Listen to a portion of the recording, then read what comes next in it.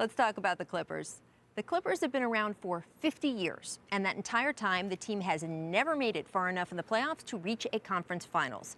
That's the longest drought in NBA history. So it makes sense that last week, as LA sat 3-1 up on the Nuggets in the second round, Doc Rivers was asked what it was like to be on the brink of finally breaking that streak. And he scoffed and shook his head and shrugged his shoulders and said, quote, "That's not our goal, so I don't think anyone cares." And he was absolutely right, of course. Just getting to the conference finals is not the goal of an organization that spent years carefully stalking Kawhi Leonard or spending king's ransom to trade for Paul George. This year's Clippers team was put together to do no less than redefine the narrative of an entire franchise, to remove the loser's name tag and take the Clippers out from under the shadow of the Big Brother Lakers. I mean, owner Steve Ballmer is about to break ground on a brand new billion-dollar arena that absolutely, positively is not supposed to house a team that can't even eke its way to a conference finals. And yet, that's the brink that the Clippers are tottering on once again, pushed into tonight's Game 7 by two straight outings in which they coughed up double-digit leads to a sensationally spirited Denver team. The Nuggets, by the way, are trying to reshape a narrative of their own in this series, fighting any idea they are some sort of plucky upstarts who should just be happy to be here. They're a 3 seed playing a 2 seed. They have A-grade talent in Nikola Jokic and Jamal Murray, and the kind of resiliency that most coaches can only dream of. Already in these playoffs, Denver has won 5 straight elimination games, which is insane.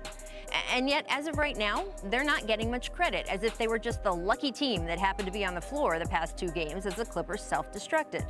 Here's Denver's Mike Malone, quote, "I almost feel like we're the bad news Bears and I'm Coach Buttermaker. We're a team that nobody really looks at and takes us seriously, and our guys, I think, have taken that personally.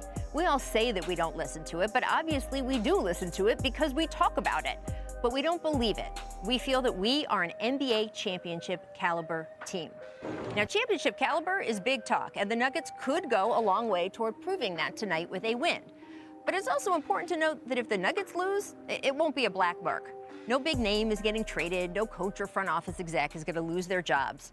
With the Clippers, if they lose tonight, it will be catastrophic and treated that way. And while I couldn't predict any particular changes the franchise might make, I would certainly expect some big ones. If the Clippers lose, every past blunder, every calamitous collapse in the team's, 50-year history would be brought back up. Every free agent pitch in the future would be affected.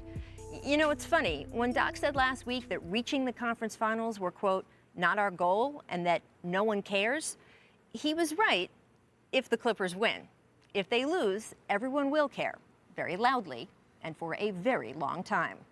So, Richard, what do you think is going to happen? Which team has the advantage tonight, Nuggets or Clippers? Well, I was always told that if you're going to go into a Game 7, you want to have the best player. And the best player in this series is Kawhi Leonard. But one point that I want to point out about what you said, no one's getting fired from the Denver Nuggets. No one's going to be a big trade. That means there were no expectations. Like, they believe that they have a good team and that they're growing that direction. So I wouldn't call them the bad news Bears. I would just say that they're a team that's good, that doesn't have very high expectations other than a second round, possibly a conference finals. So we're not knocking them, but there's a reason. When you have high expectations, people get fired and people get traded when they aren't met. And you also got to add, people get blamed for it. So I think if the Clippers do not pull this off, who are we, the world, going to blame or look at? We're going to look at Kawhi Leonard, obviously, for wanting to leave Toronto and have a Paul George. And with all of that talent, we expect them to win tonight. So Vince, you're going with the Clippers? You think that they would be the pick for you? Like RJ said it, you want to have the best player.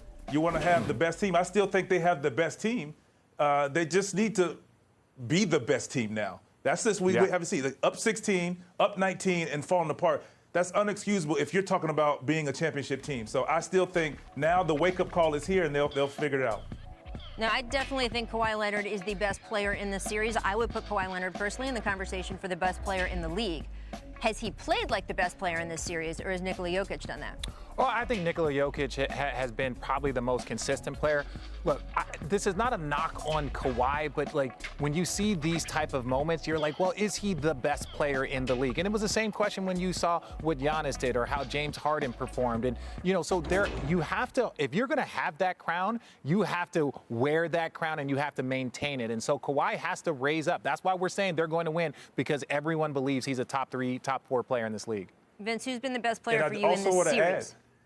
Yeah, go ahead. I also want to add to that what you're saying. I think Kawhi is the best player in this series, and he's been putting up 30 balls for pretty much the entire playoffs. But and he had a mediocre 22, 25 points, and we're just like, tonight it has to be 30 or better from him as well as Paul George. Thanks for watching ESPN on YouTube. For live streaming sports and premium content, subscribe to ESPN+.